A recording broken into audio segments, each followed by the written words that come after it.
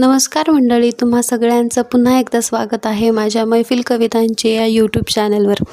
तर आज मी तुम्हा सगळ्यांसाठी एक नवीन कविता घेऊन आले आहे। तर सुरुवात करूया कवितेला। कवितेचं शीर्षक आहे माझी स्वप्न।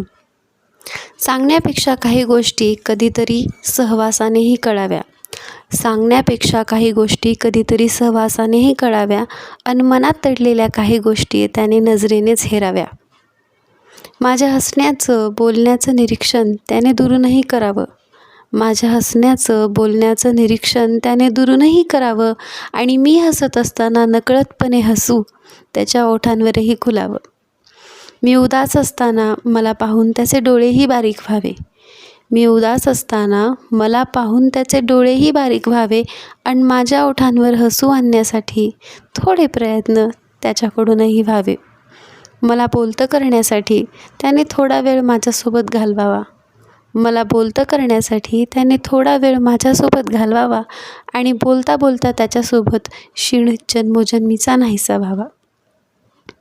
कविता आवडल्या असल्यास लाईक, शेअर आणि सबस्क्राईब करायला विसरू नका। नमस्कार।